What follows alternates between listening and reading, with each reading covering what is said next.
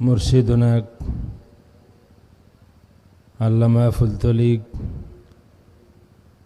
রাহিমাহুল্লাহর জানাজার স্মৃতি বিজড়িত বালাই হাওয়ারের এই বিশাল মাহফিলে মাইকের সামনে দাঁড়ানোর মতো যোগ্যতা আমার নাই। আমরা এখানে আমাদের মনের শূন্যতাকে দূর করতে আসি। অসংখ্য মানুষ সেই ফজরের পর থেকে এই পর্যন্ত মাটিতে বসে আছেন। আমার মনে হয় সকলের মনে একটি সান্ত্বনা আছে। আমরা এক বছর পরে হলেও আমাদের আস্থার জায়গায় এসেছি, যেখানে আসলে আমাদের মনে সান্ত্বনা পায়, আমাদের মনের না বলা বহু আশা নিয়ে আমরা আসি। আল্লাহ রাব্বুল আলামিন আল্লাহর মকবুল ওলির উসিলায় ওনার এই বাগানে আরও যত ফুল আছেন তাদের উসিলায়, অসংখ্য মানুষ এখানে বসা আছেন তাদের উসিলায় আমাদের মনের আশা পূরণ হবে। আল্লাহ রাব্বুল আলামিন এই মাঠ থেকে, এই হাওর থেকে সাহেব ইকবাল ফুলতলি রাহিমাহুল্লাহর মুহিব্বিন মুরিদিন বা অন্য যারা এসেছেন কাউকে যেন মহরুম করে বিদায় না দেন বলে আমিন। আমার আলোচনা আহলুস সুন্নাত ওয়াল জামাআতের আকীদা।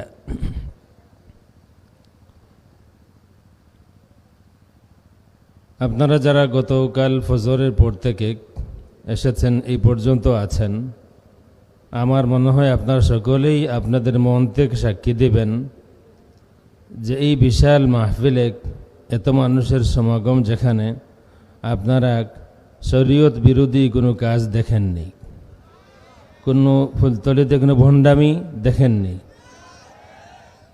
দীর্ঘ সময় মুর্শিদুনা আল্লামা বড় সাহেব হাফিজাহুল্লাহ আমাদেরকে নিয়ে জিকির করেছেন। জিকিরের মধ্যেও আপনারা কোনো বাড়াবাড়ি দেখেননি, লাফালাফি নাই। আমাদের এই প্যান্ডেলের লাইট মাইক সব সালামত আছে। দুনিয়ার বিভিন্ন দেশে যাওয়ার সুযোগ আমার হয়েছে, বাংলাদেশের কয়েকটি জেলাতেও গিয়েছি। আমি প্রায় সব জায়গায় এক কথা বলি, একটি কথা আমি বলি যে ভণ্ডামি মুক্ত সুন্নিয়তের একটি উজ্জ্বল দৃষ্টান্ত হচ্ছে ফুলতলি। আমার মনে আছে 10-12 বছর আগে আমি যশোরে বলেছি, ওয়াইসিয়া দরবারে কোন একটি কারণে আমি বলেছিলাম যে সুন্নিয়ত আছে, ভণ্ডামি নাই। একটি সুন্দর নাম ফুলতলি। তাসাউফ আছে, বাড়াবাড়ি নাই। একটি উজ্জ্বল ফুল ফুলতলি। এখানে সুন্নিয়তের নামে কোনো ভণ্ডামি নাই, আকীদার নামে কোনো বাতিল আকীদা এখানে লালন করা হয় না। এবং তার থেকে বড় কথা হলো, আমরা যে শিক্ষা পেয়েছি ফুলতলিতে, আমাদের নতুন কোনো আকীদা নাই। আমাদের আকীদা ওই পুরাতন আকীদা। আপনারা সকলেই আমার সাথে একমত হবেন, মুর্শিদুনা আল্লামা ফুলতলি রাহিমাহুল্লাহ কোরআন শরীফের একটি আয়াত বারবার পড়ে আমাদেরকে বুঝাতেন, ওয়ামান ইউশাকিকির রাসূলা মিন বা'দি মা তাবায়্যানা লাহুল হুদা ওয়া ইয়াত্তাবি' গায়রা সাবিলিল মুমিনিন নুওয়াল্লিহি মা তাওয়াল্লা ওয়া নুসলিহি জাহান্নাম ওয়া সাআত মাসীরা। তো আলহামদুলিল্লাহ, আমরা এখানে মুরিদ্দিন মুহিব্বিন যারা আছেন, আমরা আসলে এই সাহেব বাড়ির যে ঋণ, আমরা এই ঋণ আমরা শোধ করতে পারবো না কখনো। এখানে আমরা যেই স্নেহ পাই, যে আদর পাই, আমরা কোনোদিন এই ঋণ শোধ করতে পারবো না। আল্লাহ রাব্বুল আলামিন এই বাগানের ইজ্জতকে আরো 1000 গুণ বুলন্দ করুন, আমিন। আহলু সুন্নতি ওয়াল জামাআহ, আহলু সুন্নাত ওয়াল জামাআতের আকীদা। বর্তমান সময়ে স্লোগান খুব সুন্দর, শিরোনাম সুন্দর হয়, সাইনবোর্ড সুন্দর হয়, আর ভিতরে সব পোষা আকিদা হয়। আমরা কেন আহলুল হাদিস না হয়ে আহলু সুন্নাত হলাম, এটা প্রথম বুঝতে হবে। যে রসুলের হাদিস, আমরা কেন আহলুল হাদিস না হয়ে আহলু সুন্নাত হতে হলো। প্রথম কথা হচ্ছে আমাদের কোনো চয়েস নাই। আহলুল হাদিস হওয়ার এটা কোনো চয়েসের বিষয় নয় যে আমরা ইচ্ছা করলে আহলুল হাদিসও হতে পারি। আহলুল হাদিস হচ্ছেন হুফাজুল হাদিস, তারা হচ্ছেন আহলুল হাদিস। যারা ইমাম বুখারী, ইমাম আবু হানিফা, ইমাম শাফিঈ, হাদিস জগতের হাফিজ যারা, হাদিসের হাফিজ যারা, তারা হচ্ছেন আহলুল হাদিস। বর্তমান এই সময়ে আমরা যারা আছি অমুক তমুক, যারা আরবি ভাষাটাও অনেকেই জানে না, বাংলাটাও খুব ভালো করে জানে না, নাম আমার আহলে হাদিস। আমি মনে করি বর্তমান এই সময়ে আসমানের নিচে, জমিনের উপরে নিকৃষ্টতম বিদআত হচ্ছে আমার মতো আপনার মতো কিছু মানুষ যাদের ইলমি কোনো যোগ্যতা নাই, তাদের নাম হচ্ছে আহলুল হাদিস। আমরা আহলুস সুন্নাত কোন কারণে? আহলুস সুন্নাত হচ্ছে সুন্নাতু রাসূলিল্লাহ ওয়া সুন্নাতু আসহাবিহি, রসুলের সুন্নাত এবং তার সাহাবায়ে কেরামের সুন্নাত। সব হাদিস আমলযোগ্য নয়, এই কারণে আমরা আহলুল হাদিস নই। সব হাদিস আমলযোগ্য নয়। কিছু হাদিস আছে হাদিস সহিহ, কিন্তু আমল করা যাবে না, কিন্তু সুন্নত তাই যা আমল করা যায়, এই কারণে আমরা আহলুস সুন্নাহ। আশা করি আমাদের মনে থাকবে যে আমরা অমুক তমুক, আমরা কেউ মন চাইলেই আহলুল হাদিস হতে পারি না, আমরা আহলুস সুন্নাত হতে পারি। এটাই একমাত্র চয়েস আমাদের। আহলুল হাদিস হতে হলে হুফাজুল হাদিস হতে, বুখারী হতে হবে, আবু হানিফা হতে হবে, শাফিঈ হতে হবে, মালিক হতে হবে, ইমাম আহমদ হতে হবে। যারা হাদিসের হাফিজ যারা, তাদের কেউ হতে হবে। আমরা আহলুল হাদিস হতে পারি না, আমরা আহলুস সুন্নাত হতে পারি। এই কারণে আমাদের নাম, আমাদের পরিচয়, আমাদের আকীদা আহলুস সুন্নাহ। আর ওয়াল জামাআ, জামাআ হচ্ছে জামাআতুস সাহাবা, সাহাবায়ে কেরামের জামাত। এই কথাটা মনে রাখবেন। আহলুস সুন্নাতি ওয়াল জামাআ মানে জামাআতুস সাহাবা, সাহাবায়ে কেরামের জামাত। এর থেকে ক্লিয়ার হবে কোনটা আসলে আহলুস সুন্নাতি ওয়াল জামাআ আর কোনটা আসলে মেক করা হয়েছে, বানানো হয়েছে, বিশ্বের কোনো অলিগলিতে তৈরি করা হয়েছে। সাহাবায়ে কেরামের জামাত সেটা হচ্ছে আহলুস সুন্নাতি ওয়াল জামাআ। সাহাবায়ে কেরামের পথে মথে যারা আছেন পরবর্তীতে, তারা আহলুস সুন্নাতি ওয়াল জামাআ। যদি বাংলাদেশের কোনো গলিতে গলিতে কোনো জামায়াতের প্রতিষ্ঠা হয়, যদি ভারতের কোনো রাস্তায়, কোনো গলিতে, কোনো শহরে কোনো জামায়াতের প্রতিষ্ঠা হয়, বিশ্বের অন্য কোথাও যদি কোনো জামায়াতের প্রতিষ্ঠা হয়, সেটা কোনো জামাত হতে পারে, আহলুস সুন্নাতি ওয়াল জামাত হতে পারে না। আহলুস সুন্নাতি ওয়াল জামাআ মদিনা শরীফে প্রতিষ্ঠিত হয়েছে, রসুলের সময়ে প্রতিষ্ঠিত হয়েছে। আহলুস সুন্নাতি ওয়াল জামাআতের প্রথম জামাত সাহাবায়ে কেরামের জামাত। এরপরে যারা আসবে, ওয়াল্লাযীনা তাবাউহুম বিইহসান, সাহাবায়ে কেরামের জামাতকে, টোটাল সাহাবায়ে কেরামকে যারা ইহসানের সাথে ইত্তেবা করবে, তারা হচ্ছে আহলুস সুন্নাতি ওয়াল জামাআ। সুতরাং কেউ নাম দিয়া দিলাম, একটা সংগঠন বানাইয়া দিলাম আহলুস সুন্নাতি ওয়াল জামাআ, আমি এইটার আমির, আপনি এটার মহাসচিব, আর এরপরে ঘোষণা দিলাম আমার মসলকের বাইরে আর কেউ সুন্নি নয়। এটা সুন্নিয়ত নয়, পিওর ভণ্ডামি। সুন্নিয়ত আমার থেকে শুরু হবে না, সুন্নিয়ত বাংলাদেশের, পাকিস্তানের, ভারতের কারোর থেকে শুরু হবে না। সুন্নিয়ত শুরু হবে মদিনা মুনাওয়ারা থেকে, রাসূল পাক সাল্লাল্লাহু আলাইহি ওয়া আলিহি ওয়াসাল্লাম থেকে। এই শিক্ষাই সাহেব কিবলা ফুলতলি রাহমাতুল্লাহি তাআলা আলাইহি রক্ত কুরবানি দিয়ে, জীবন কুরবানি দিয়ে তার মুরিদিন মুহিব্বিনকে শিক্ষা দিয়েছেন। যেই কারণে ফুলতলি মসলকে কোনো ভণ্ডামি নাই, জিকিরের নামে কোনো লাফালাফি নাই, আকীদার নামে নতুন কোনো আকীদা নাই।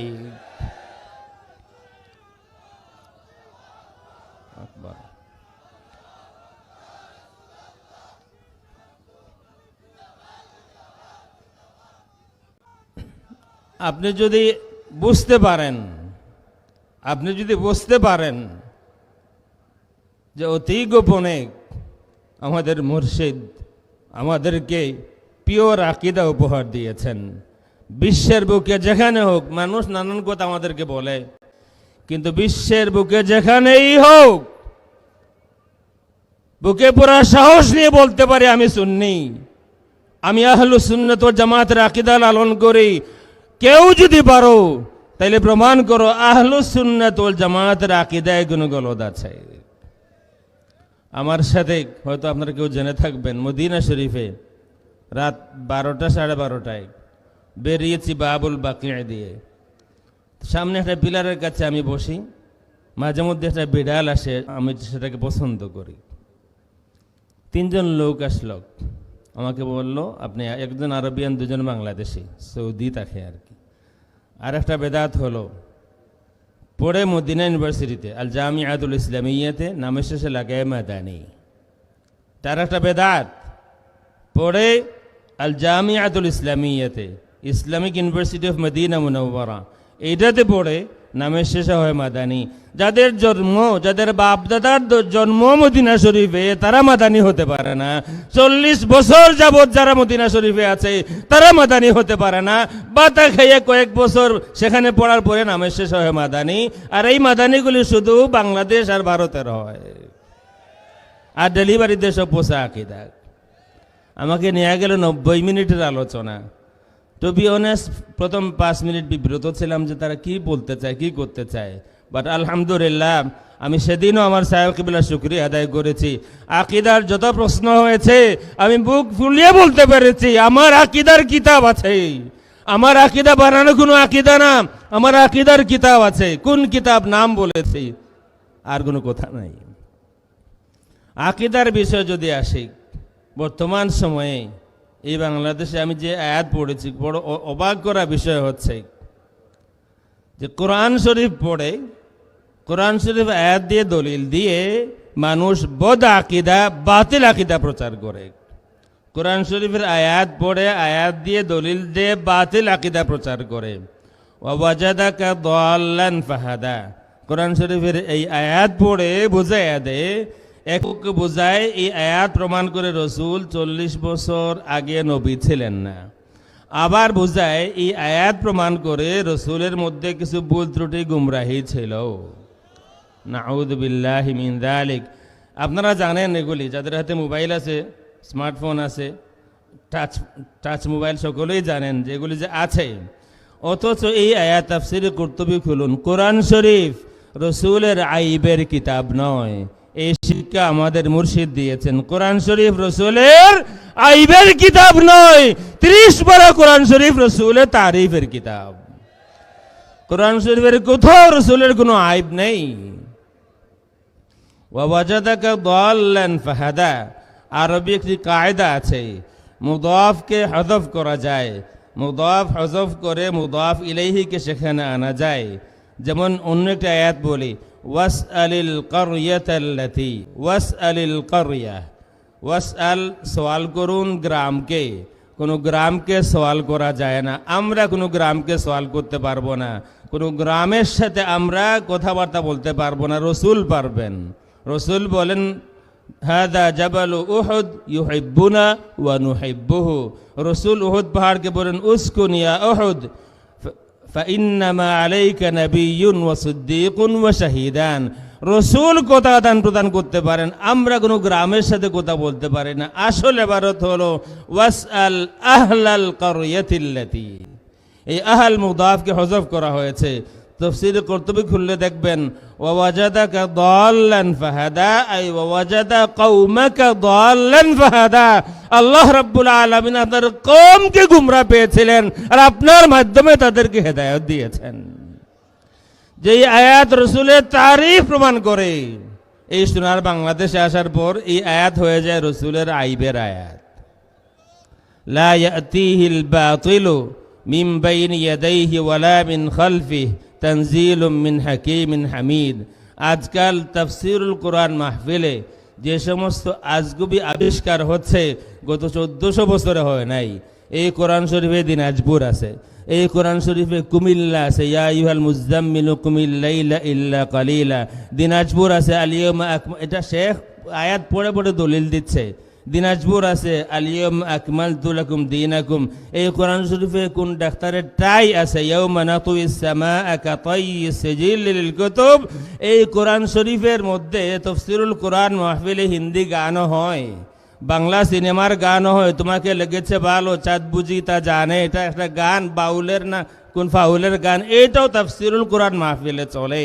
তাফসীরুল কোরআন মাহফিলে তুমকো সনম প্যার করতা হু তুমকো সনম, বিশ্ববিখ্যাত মুফাসসির কোরআন তাফসীরুল কোরআন মাহফিলে হিন্দি গান গান। এই করতে করতে অবশেষে এই কোরআন শরীফে সিলেটও পাওয়া গেছে। এই সিলেট, ডিল উইথ মি, এটা তাফসীরুল কোরআনে। কোরআন শরীফের নামে, তাফসীরুল কোরআনের নামে যা হচ্ছে, কোরআন শরীফে নাকি আল্লাহ রাব্বুল আলামিন বলেছেন কোনো ওলির অনুসরণ করা যাবে না। আয়াত পড়ে কোরআন শরীফের একটা শব্দ বাদ দিয়া মনমতো অনুবাদ করে ভার্সিটির মাল। ইত্তাবিউ মা উনজিলা ইলাইকুম মির রাব্বিকুম ওয়ালা তাত্তাবিউ মিন দুনিহি আউলিয়া, ওয়ালা তাত্তাবিউ অনুসরণ করো না, মিন দুনিহি আল্লাহকে বাদ দিয়া, আউলিয়া কোনো ওলিকে অনুসরণ করো না আল্লাহকে বাদ দিয়া। আল্লাহ বললেন আল্লাহকে বাদ দিয়া কোনো ওলিকে অনুসরণ করো না। আমার দেশের মুফাসসির কোরআন বলতেছে আল্লাহ বলেছেন কোনো ওলির অনুসরণ করো না। তাইলে ওলি তো আল্লাহ রাব্বুল আলামিন। আল্লাহু ওয়ালিয়ুল্লাযীনা আমানু ইখরিজুহুম মিনাজ-যুলুমাতি ইলান-নূর, আল্লাহ নিজে ওলি, রাসূল ওলি, আন-নাবিয়্যু আওলা বিল মুমিনিনা মিন আনফুসিহিম। রাসূল পাক সাল্লাল্লাহু আলাইহি ওয়া আলিহি ওয়াসাল্লাম বুখারীর হাদিস, জানাজায় শরীক হতেন, এরপরে ঘোষণা দিতেন আমার সাহাবী যদি কোনো সম্পদ রেখে যায় ফালিওয়ারাসাতিহি, আর যদি কোনো দাইন ঋণ রেখে যায় আমার কাছে আসবা, আমি আমার সাহাবীর ঋণ পরিশোধ করব। ফাআনা মাওলা কুল্লি মুমিন, আমি সমস্ত দুনিয়ার ইমানদারদের মাওলা। তাইলে আল্লাহ ওলি, রসুল ওলি, আর অমুক আর তমুক বলতেছেন কোরআন শরীফের আয়াতের মধ্যেই আছে ওলির অনুসরণ হবে না। আকীদা সবগুলি তো আলোচনা করা যাবে না। আল্লাহ রাব্বুল আলামিন সম্পর্কে জঘন্যতম আকীদা প্রচার হচ্ছে কোরআন শরীফ পড়ে পড়ে। আল্লাহ রাব্বুল আলামিন আরশে বসা আছেন, আল্লাহ বই লেখা হয়েছে, আল্লাহ আরশে উঠেছেন, বইয়ের নামই হলো আল্লাহ। কিছুদিন পরে আপনারা একটা কিতাব পাবেন, সেটা হচ্ছে বুখারী শরীফে যেই সব বাতিল আকীদা আছে। ফতুল বারিতে ইবনু হাজার আসকালানী রহমতুল্লাহ তাআলা আলাইহির বাতিল ভ্রান্ত আকীদা কি কি, এই পর্যন্ত 2টা কিতাব আমার নজরে পড়েছে। আর আমার যতটুকু ধারণা কিছুদিনের মধ্যে একটি কিতাব বের হবে, যে কিতাবে হবে যে বুখারী শরীফে ইমাম বুখারীর বাতিল আকীদা কোনটা কোনটা আছে। নাউযু বিল্লাহি মিন যালিক।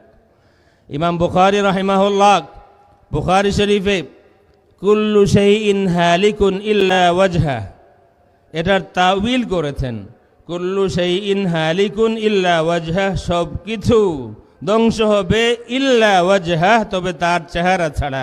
এটার তাওয়িল করেছেন, কিন্তু কিছু লোক বলতেছেন না তাওয়িল চলবে না। একজন শায়েখকে মারা গেছেন 2000-এ, ওনাকে প্রশ্ন করা হলো যে ইমাম বুখারী শরীফে এই তাওয়িল করেছেন। প্রথমে তিনি বললেন না বুখারীতে এটা নাই, প্রশ্নকারী বলতেছেন না আছে, তখন তিনি বলতেছেন হাযা ইয়া আখি লা ইয়াকুলুহু মুসলিমুন মুমিনুন, ভাই আমার এটা কোনো মুমিন মুসলমান বলতে পারে না। তাইলে ওই শাইখের ধারণায় বুখারী শরীফে যদি এটা থাকে, তাইলে ইমাম বুখারী মুসলমানও না মুমিনও না।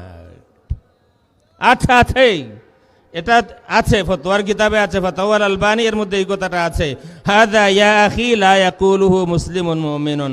বাংলাদেশে একটা কিতাব আছে, বাংলা বই, আরবি নাম হলো মান হুয়াল ফাউজুল কাবীর। আরবি নাম শুনলেই উলামায়ে কেরাম যারা আছেন বুঝতে পারতেছেন যেটা কোন জগতের আরবি। এটা এমন জগতের আরবি যেই জগতে কুল্লুন ফাইলুন মারফুউন ওয়া কুল্লুন মারফুউন মানসুবুন, এই জগতের কেউ কিতাবের নামটাই শুদ্ধ করে লিখতে পারে না, মান হুয়াল ফাউজুল কারীম। আর বাংলা অনুবাদ ঠিক আছে কোনটা মহাবিজয়। এই মান হুয়াল ফাউজুল কারীমের মধ্যে লেখা আছে যারা আল্লাহ রাব্বুল আলামিনের আকার বিশ্বাস করে না, তারা আসলে আল্লাহর অস্তিত্বই স্বীকার করে না।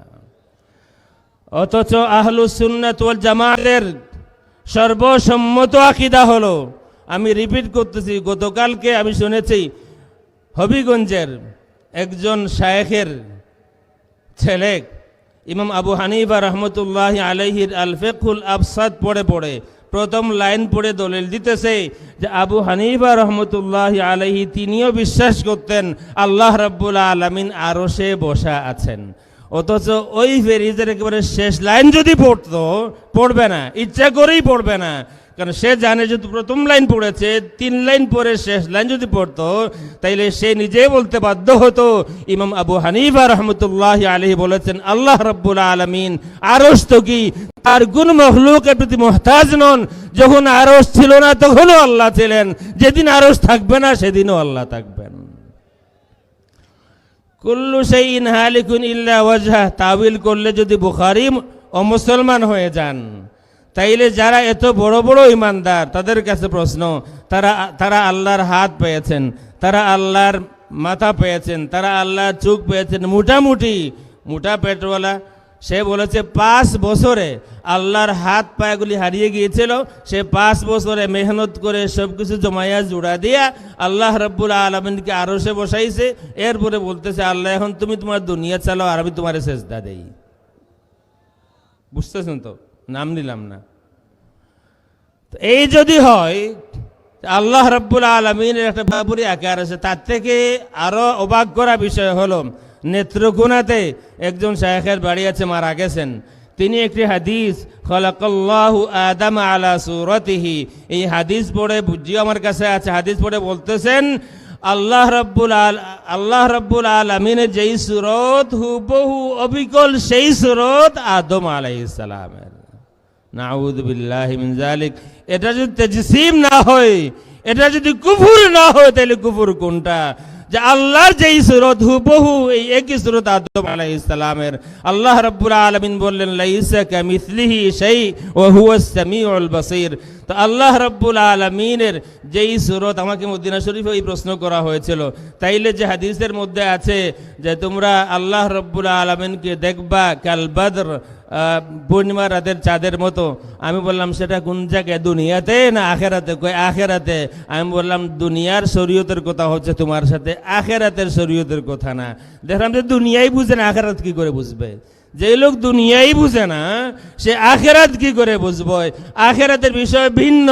তাছাড়া পুরা হাদিস, মুসলিম শরীফের পুরা হাদিস যদি মিলায় তখন সেও বলতে বাধ্য হবে আল্লাহ রাব্বুল আলামিনকে দেখা যায় এমনভাবে আল্লাহ একবার আবির্ভূত হবেন। তার মানে এই নয় যে আল্লাহ রাব্বুল আলামিনের নির্ধারিত কোনো সূরত আছে।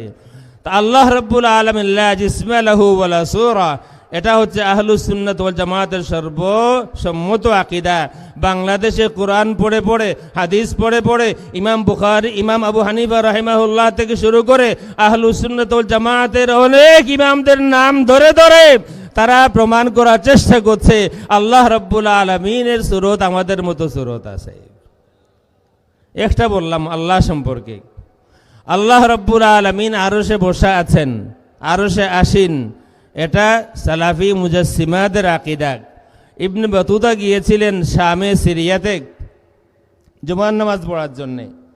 ওই দিন ওনার সফরনামা অনুযায়ী রিহলাত ইবনে বাতুতা, ওই দিন জুমার নামাজে ওই মসজিদে নামাজ পড়াবেন হাফিজ ইবনে তাইমিয়া। উনি যখন খুতবা দিলেন আল্লাহ রাব্বুল আলামিনের নুজুল সম্পর্কে, আল্লাহ নাজিল হন প্রতি রাতে। কেউ প্রশ্ন করলো কাইফা ইয়ানজিলুর রব, আল্লাহ রাব্বুল আলামিন কেমন করে নাজিল হন? তিনি মিম্বরের উপরে সিঁড়িতে ছিলেন, তিনি 2 সিঁড়ি নামলেন আর বললেন কানুজুলি হাজা, আমি যেভাবে করে মিম্বর থেকে নাজিল হলাম আল্লাহ রাব্বুল আলামিন এইভাবে নাজিল হয়েছেন। নাজিল হন প্রতি রাতে। ইবনে বাতুতা লেখেন মানুষগুলি খুব শান্ত ছিল সালাম ফিরানো পর্যন্ত। সালাম ফিরানো নামাজটা হয়ে গেল, এরপরে তারা ইচ্ছা মতো যা বাজার ঘাটে হয় তাই হলো। শায়েখের পাগড়িটাও বহু দূর পড়ে গেল, খুলে দেখবেন রিহলাত ইবনে বাতুতার মধ্যে এই কথা আছে। আহলুস সুন্নাত ওয়াল জামাতের আকীদা হলো আল্লাহ রাব্বুল আলামিন আরশ তো কি কোথাও আসীন নন, আল্লাহ তার কোনো মখলুকের প্রতি মুহতাজ নন। ফাইন্নাল্লাহা গানিয়্যুন আনিল আলামিন, কোনোভাবেই আল্লাহ রাব্বুল আলামিনের সাথে কোনো স্থানকে সম্পর্কিত করা যায় না। আল্লাহ এইখানে আসেন, আল্লাহ এইখানে অবস্থান করেন, আল্লাহ এইখানে আসন গ্রহণ করেন, আল্লাহ এই সময় এখানে থাকেন, এমন কোনো শব্দে আল্লাহ রাব্বুল আলামিনকে বিশেষায়িত করা যাবে না। দ্বিতীয় যেই কথা আমি সংক্ষেপে বলতে চাই, সারা ইতিহাসে যা প্রমাণ করে আহলুস সুন্নাত ওয়াল জামাত এক পক্ষে, আর সমস্ত বাতিল আকীদা তাদের পরিচয় জানতে চান, নাম ভিন্ন হবে, দেশ ভিন্ন হবে, জমানা ভিন্ন হবে, সিফত ভিন্ন হবে না। সকল বাতিল আকীদা পন্থী যারা আছে সবাই একমত, রাসূলের শানে তাদের গুস্তাখি করা লাগে। জুল খুয়াইসরা তামিমি থেকে শুরু করে, রাইসুল মুনাফিকিন থেকে শুরু করে আমাদের এই জামানা পর্যন্ত যত বাতিল আকীদা এই পৃথিবীতে এসেছে সবাইকে চিনতে পারবেন আপনি। জামানা ভিন্ন হচ্ছে, ইমাম ভিন্ন হচ্ছে, দল ভিন্ন হচ্ছে, নাম ভিন্ন হচ্ছে, শিরোনাম ভিন্ন হচ্ছে, আকীদা সমান হচ্ছে, সকলে মিলেই রাসূলের শানে গুস্তাখি করবে। শাহ কিতাবের মধ্যে লিখে দিয়েছেন, মাফি মাং আপনি গুনাহোं কি। বড় শেখ, লকব হলো ইমামে আহলে সুন্নাত, ওনার কিতাবের মধ্যে লেখা মাফি মাং আপনি গুনাহোं কি। আরেকজন আমির আহলে সুন্নাত আছেন আমাদের বাংলাদেশের না, তিনি টিভিতে বসে বক্তব্য দিতেছেন আশুরা সম্পর্কে। তিনি বলতেছেন যে আশুরার দিন জোহরের নামাজ যে ইমাম হুসাইন রাদিয়াল্লাহু তাআলা আনহু ইমামতি করে পড়িয়েছিলেন, আসলে তো ওই সময় ওনার উযু ছিল না, সুতরাং তিনি নামাজ পড়াননি, নামাজের অভিনয় করেছেন। বিশ্বাস হয় আপনাদের? যার পরিবারের অনেকজন শহীদ হয়ে গিয়েছেন অলরেডি, তিনি নামাজের ইমামতি করবেন ওযু ছাড়া, আর তাও ইমাম হুসাইন। আর এই কথাগুলো আমির আহলে সুন্নাত বলতে পারে ইমাম হুসাইন রাদিয়াল্লাহু তাআলা আনহু সম্পর্কে। সুতরাং নাম আহলে সুন্নাত দেখলেই বিভ্রান্ত হবেন না। গতকাল শুনেছি একজন বলতেছে যে আল্লাহর রাসূল সাল্লাল্লাহু আলাইহি ওয়া আলিহি ওয়াসাল্লাম যদি তার উপরে খামাখা নারাজ হয়ে যান তার কোনো অসুবিধা নাই। তার মানে এই ভণ্ড, তার আকীদা হলো রাসূল কারো উপরে খামাখা নারাজ হতে পারেন। আর আমাদের আকীদা হলো রাসূল পাক সাল্লাল্লাহু আলাইহি ওয়া আলিহি ওয়াসাল্লাম কারো উপরে খামাখা নারাজ হতে পারেন না, রহমতুল লিল আলামিন। তিনি যদি নারাজ কারো উপরে হন তাইলে নিশ্চয় ভ্যালিড কারণ থাকবে। খামাখা আল্লাহ রাসূল নারাজ হবেন কারো উপরে, এটা বিশ্বাসযোগ্য নয়। আহলুস সুন্নাত ওয়াল জামাতের আকীদা যারা লালন করে তারা এই কথা বিশ্বাস করে না। যদি রাসূলের শানে যেই পরিমাণ গুস্তাখি বাংলাদেশে হয়েছে, আমি কিছু এক্সাম্পল দিতে চাই, লম্বা সময় লাগবে। এবং তাও তারা করে কোরআন শরীফের আয়াত পড়ে, কোরআন শরীফের আয়াত পড়ে। কেউ কোরআন শরীফের তাফসীর করতেছেন, লিখে দিয়েছেন নবুয়তের দায়িত্ব পালনে যেই সব ভুল ভ্রান্তি হয়েছে আপনি তওবা করে নেন। কেউ লিখে দিয়েছেন তাফসীরে নুরুল ইরফান নাম, সম্মানিত নবীদের কিছু ভুল ত্রুটি হয়ে যায়, 16 পারার শেষ পৃষ্ঠা। অথচ এই আয়াতগুলি সব এক করা হয়, আমি খুব সংক্ষেপে আয়াতগুলি বলি। সূরা আলে ইমরান একটা আয়াত আছে, আপনারা এই আয়াতগুলি মিলাই দেখবেন রাসূলের ইস্তেগফার নিজের জন্য নয়, রাসূলের টোটাল ইস্তেগফার তার উম্মতের জন্য। রাসূলের ইস্তেগফার তার নিজের জন্য নয়। প্রথম আয়াত, নাম্বার বলতে পারবো না, আয়াত বলতেছি। ফাবিমা রাহমাতিম মিনাল্লাহি লিনতা লাহুম ওয়ালাউ কুনতা ফাযযান গালিযাল কলবি লানফাদ্দু মিন হাওলিক ফাআফু আনহুম ওয়াস্তাগফির লাহুম। আল্লাহ রাব্বুল আলামিন ক্লিয়ার বলতেছেন, আপনি ইস্তেগফার করুন তাদের জন্য। কাদের জন্য? আপনার উম্মতের জন্য। তাইলে কোরআন শরীফের এই আয়াত প্রমাণ করে অকাইত্যভাবে নবীর ইস্তেগফার তার উম্মতের জন্য, নিজের জন্য নয়। দ্বিতীয় আয়াত আসুন, সূরা আন-নিসা, ওয়ালাউ আন্নাহুম ইয যালামু আনফুসাহুম জাউকা ফাস্তাগফিরুল্লাহ ওয়াস্তাগফারা লাহুমুর রাসূল। রাসূল যদি তাদের জন্য ইস্তেগফার করেন, এই আয়াত ভেরি ক্লিয়ার, রাসূলের ইস্তেগফার তার উম্মতের জন্য। আরেক আয়াত আসুন, সূরা নূর, ফাইযা ইস্তাযানুকা লিবা'দি শা'নিহিম ফাআযান লিমান শি'তা মিনহুম ওয়াস্তাগফির লাহুমুল্লাহ। ইস্তেগফার করুন তাদের জন্য আল্লাহর কাছে, উম্মতের জন্য। এই 3 আয়াত কোরআন শরীফের, এই 3 আয়াত একেবারে অকাইত্যভাবে প্রমাণ করে, কোনো সন্দেহ নাই, এই 3 আয়াত প্রমাণ করে রাসূলের ইস্তেগফার রাসূলের জন্য নয়, রাসূলের গুনাহ আছে এই কারণে নয়, রাসূলের ইস্তেগফার তার উম্মতের গুনাহের জন্য। আরেক আয়াত, সূরা নসর, ইযা জাআ নাসরুল্লাহি ওয়াল ফাth ورأيت الناس يدخلون في دين الله أفواجا فسبح বিহামদি রাব্বিকা ওয়াস্তাগফির ইন্নাহু কানা তাওয়াবা। এখানে ইজা দিয়ে এটা হরফে শর্ত বলা হয়, এবং এখানে যত কত হাজার হাজার আলিম উলামা আছেন, হরফে শর্ত আছে মানে তারপরে জবাবে শর্ত আছে। জবাবের শর্ত ফা দিয়ে শুরু হবে, তাইলে ফার আগে শুরু থাকবে, ফার পরে জবাব থাকবে। ফার আগে তিনটা শুরুত আছে। ইদা জাআ নাসরুল্লাহ, যখন আল্লাহর সাহায্য আসে প্রথম শর্ত। ওয়াল ফাতহ, যখন বিজয় আসে দ্বিতীয় শর্ত। 3 নম্বর ওয়ারাইতান নাস ইয়াদখুলুনা ফি দীনিল্লাহি আফওয়াজা, আর যখন আপনি দেখেন দলে দলে মানুষ ইসলামে দাখিল হচ্ছে। এই তিনটা যদি আল্লাহর সাহায্য আসে, যদি বিজয় আসে, যদি দেখেন মানুষ দলে দলে ইসলামে দাখিল হচ্ছে, তাইলে কি করবেন? সাব্বিহ, প্রথম শর্তের সাথে প্রথম জবাব। যদি বিজয় দেখেন, আল্লাহর সাহায্য দেখেন, তাইলে আপনি আল্লাহর তাসবিহ ঘোষণা করবেন, আল্লাহর পবিত্রতা ঘোষণা করবেন, সুবহানাল্লাহ বলবেন। দ্বিতীয় শর্ত, যদি বিজয় আসে, তাইলে বিজয় যখন হবে আপনি আল্লাহর প্রশংসা করবেন, বিহামদি রাব্বিক, আপনি আপনার রবের প্রশংসা করুন। 3 নম্বর শর্ত, দলে দলে মানুষ ইসলামে দাখিল হচ্ছে, আপনি তখন কি করবেন? ওয়াস্তাগফিরহু, আপনি ইস্তেগফার করবেন। প্রিয় উপস্থিতি, এই সূরার অন্য একটি নাম আছে, নাম হচ্ছে সূরাতুত তাওদী', বিদায়ী সূরা। তাফসীরের মধ্যে আছে এই সূরার অন্য নাম বিদায়ী সূরা। আল্লাহ রাব্বুল আলামিন ক্লিয়ার করে দিলেন, হাবিব আমার, এই সূরা আপনার বিদায়ের সংবাদ নিয়ে এসেছে। এই সূরার মাধ্যমে আপনি বিদায় নিচ্ছেন আপনার উম্মত থেকে। এই সূরার মাধ্যমে আপনি বিদায় দিচ্ছেন আপনার উম্মতকে। দলে দলে যখন ইসলামে মানুষ দাখিল হয়, আপনি তখন আল্লাহর কাছে ইস্তেগফার করুন। একেবারে কমন সেন্স, এই ইস্তেগফার রাসূলের নিজের জন্য নয়, এই ইস্তেগফার দলে দলে মানুষ ইসলামে দাখিল হচ্ছে, আপনারা ওই সমস্ত উম্মতের জন্য ইস্তেগফার করুন। সুতরাং কোরআন শরীফের আয়াতগুলি, আরো আয়াত আছে, কোরআন শরীফের আয়াতগুলি প্রমাণ করছে নবীর ইস্তেগফার উম্মতের গুনাহের জন্য, নবীর গুনার জন্য না। এই সহি আকীদার সহি হাদিসের স্লোগান যারা দেয়, তারা যখন কোনো দঈফ হাদিস পায়, আর এই হাদিস দিয়ে রসুলের আইব করা যায়, রসুলের ত্রুটি প্রমাণ করা যায়, তখন এটা দঈফ হলেও এটা তাদের কাছে মনে হয় মুতাওয়াতির পর্যায়ের। আমি দায়িত্ব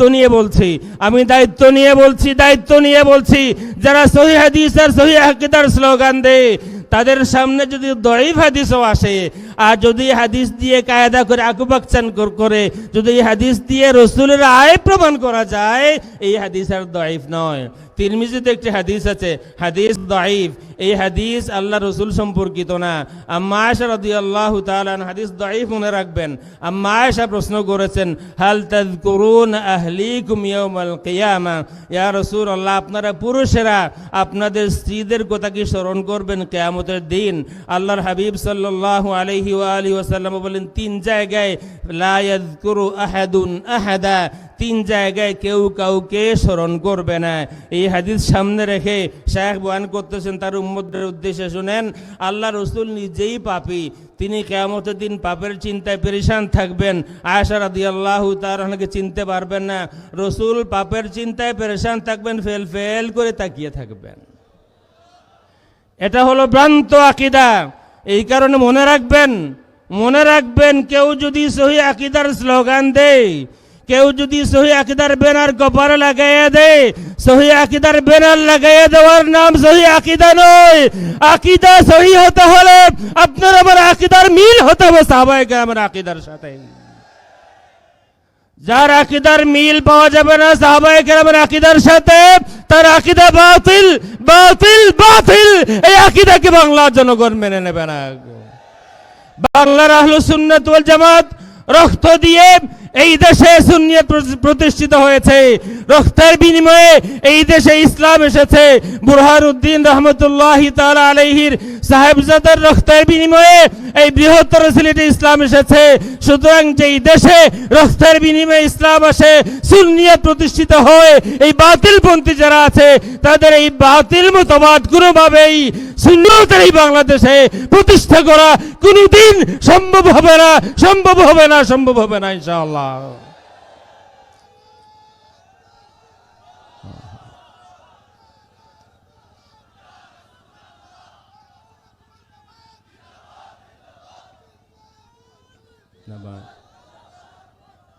আসুন আপনাদেরকে সহিহ হাদিস বলি এবার রসুলের ব্যাপারে। এই হাদিস দাঈফ, এই হাদিসে রসুলের কোনো খুসুসিয়ত নাই। এই হাদিস আপনার আমার সকলের কথা, কেউ কাউকে স্মরণ করবে না। এই তিন জায়গায় রসুল কাউকে স্মরণ করবেন কিনা সহিহ হাদিস আছে। একটি হাদিস তিরমিজিতেই আছে। আনাস রাদিয়াল্লাহু তাআলা আনহু বলেন, আসআলুকা শাফাআতা ইয়াউমাল কিয়ামাহ ইয়া রাসূলুল্লাহ, ইয়া রাসূলুল্লাহ আমি আপনার কাছে শাফাআত প্রার্থনা করতেছি কিয়ামতের দিন। এই প্রশ্ন, এই হাদিস সহিহ, রসুলকে সরাসরি বলেছেন তিনি, ইয়া রাসূলুল্লাহ আসআলুকা শাফাআতা ইয়াউমাল কিয়ামাহ। আজকে যারা বলে রসুলের কাছে জিয়ারতে যায় মদিনা শরীফে, রসুলের রওজা শরীফের সামনে দাঁড়ায় কেউ যদি বলে আসআলুকা শাফাআ, যারা বলে শিরিক হবে, তারা ভ্রান্ত বাতিল মতবাদের অনুসারী। যদি আনাস রাদিয়াল্লাহু তাআলা আনহু রসুলের সামনে দাঁড়িয়ে আমি আপনার কাছে শাফাআত কামনা করতেছি এই কথা বলে শিরিক না হয়, আমরা যদি কিয়ামত পর্যন্ত এই কথা বলে শিরিক হওয়ার কোনো সম্ভাবনা নাই। শিরিক রসুলের হায়াত আর মউতের সাথে সম্পর্কিত নয়। যা শিরিক পরে হবে তা শিরিক আগেও হবে, যা শিরিক আগে হবে তা শিরিক পরেও হবে। রসুলের কাছে সরাসরি আনাস বিন মালিক রাদিয়াল্লাহু তাআলা আনহু বলতেছেন, আসআলুকা শাফাআতা ইয়াউমাল কিয়ামা, আমি আপনার কাছে শাফাআত কামনা করতেছি, প্রার্থনা করতেছি ইয়া রাসূলুল্লাহ। রসুল কিন্তু বলেন নাই যে আনাস বাংলাদেশের অমুক শাইখ কিন্তু এই কথা মানবে না। রসুল বললেন ইন্নী ফাইলুন, অবশ্যই আমি তোমার শাফাআত করব। রসুল বললেন ইন্নী ফাইলুন, আমি শাফাআত করব তোমার। আনাস বিন মালিক বলেন, ইয়া রাসূলুল্লাহ আপনাকে কোথায় তালাশ করব? আল্লাহর হাবিব সাল্লাল্লাহু আলাইহি ওয়া আলিহি ওয়াসাল্লাম বলেন ইনদাল মিজান, মিজানের কাছে তালাশ করবে। ইয়া রাসূলুল্লাহ যদি ইনদাল মিজান না পাই তাইলে ইনদাস সিরাত তালাশ করবে, পুল সিরাতের সেখানে তালাশ করবে। ইয়া রাসূলুল্লাহ যদি ইনদাস সিরাত না পাই তাইলে ইনদাল হাউদ তালাশ করবে। রসুল মিজানে উম্মতের কারণে উম্মতের আমল ওজন হয়ে যাবে, কে বিপদে পড়ে যায় রসুল মিজানে। রসুলের মনে আসবে না জানি আমার কোন গুনাহগার উম্মত সিরাত পাড়ি দেওয়ার সময় পড়ে যায় জাহান্নামে, রসুল দৌড়াইয়া ইনদা সিরাত। আবার মনে আসবে আমি জীবনের শেষ দিকে উহুদের জিয়ারত করার পরে আমার উম্মতকে আমি বিদায় দিয়েছি, আমার উম্মতকে আমি বিদায় নিয়েছি, আর তাদেরকে বলেছি তোমাদের সাথে আমার আবারও মুলাকাত হবে ইনদাল হাউদ, মুসলিম শরীফের হাদিস। রসুলের যখন আবার মনে আসবে হয়তো আমার কোন উম্মত আমাকে তালাশ করতেছে ইনদাল হাউদ, রসুল আবার হাউজে কাউসারের কিনারায় আসবেন। এরপরে রসুল বলেন আনাস এই তিন জায়গা ছাড়া আমি আমার উম্মতের জন্য এই তিন জায়গাতেই থাকবো, এই তিন জায়গা ছাড়া চতুর্থ কোনো জায়গায় আমি যাব না। তাইলে এই হাদিস প্রমাণ করে সহিহ হাদিস, আল্লাহ রসুল নিজের জন্য পেরেশান থাকবেন না। বন্য কি বলতেছে, রসুল তো কি কোন নবী রসুলের কবরও সওয়াল হবে না, হিসাবও হবে না। রসুল এই দুনিয়ায় থাকা অবস্থায় বলে দিতে পারেন কে জান্নাতে যাবে, রসুল মদিনা শরীফে বসে বলে দিতে পারেন কে জান্নাতের ইমাম হবে। আর আমাদের বাংলাদেশের বন্ধুরা বলতেছে রসুল নিজে জানেন না জান্নাতে যাবেন না জাহান্নামে যাবেন। মুসলিম শরীফের হাদিস, রাবিয়া ইবনে কাব আল আসলামী রাদিয়াল্লাহু তাআলা আনহু রসুলের ওযুর পানি দিতেন শেষ রাতে। একদিন পানি নিয়ে এসেছেন, আল্লাহ রসুল বলতেছেন রাবিয়া তোমার কিছু চাওয়ার আছে? বলেন ইয়া রাসূলুল্লাহ আমারও কিছু চাওয়ার আছে। কি চাও? তিনি বলেন মুরাফাকাতাকা ফিল জান্নাহ, আমি জান্নাতে আপনার সঙ্গী হতে চাই। রসুল বলেন আওয়া গায়রা যালিক, আর কিছু? বাংলাদেশে অনুবাদ করা হয়েছে অন্য কিছু চাও। বাংলাদেশের কোনো অনুবাদে মিলাইয়া দেখে নেবেন, কোনো অনুবাদে লেখা আওয়া গায়রা যালিক, এর অনুবাদ করা হয়েছে আনাস তুমি অন্য কিছু চাও। এটার অর্থ অন্য কিছু চাও নয়। রাবিয়া ইবনে কাব তুমি কি আর কিছু চাও? বলেন ইয়া রাসূলুল্লাহ আর কিছু চাই না, এটাই আমার চাওয়া, আমি জান্নাতে আপনার সঙ্গী হতে চাই। আল্লাহর হাবিব সাল্লাল্লাহু আলাইহি ওয়া আলিহি ওয়াসাল্লাম বললেন বেশি বেশি সেজদা দিও। তাইলে কিয়ামতের ময়দানে এই হাদিস আপনাদের সকলের জানা আছে, আমরা আদম আলাইহিস সালামের কাছে যাব। আদম বলবেন আমার কাছে না, ইযহাবু ইলা গায়রি, ইযহাবু ইলা ইব্রাহিম, যাও ইব্রাহিমের কাছে।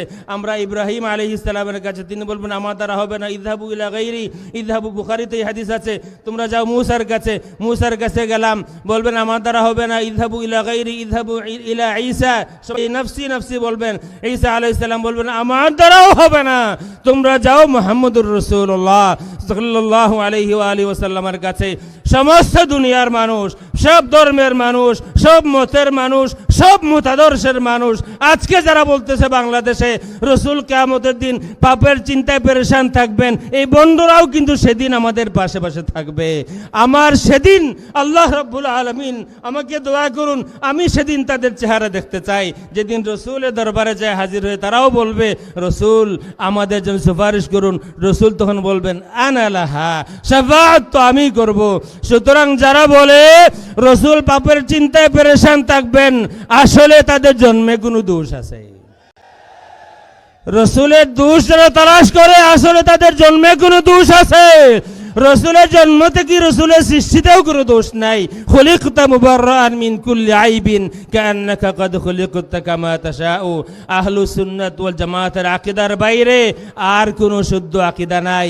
আহলুস সুন্নাত ওয়াল জামাতের আকীদা সাহাবায়ে কেরামের সেই আকীদা, সেই আকীদার সাথে যার আকীদার মিল আছে তারা সহি আকীদার অনুসারী।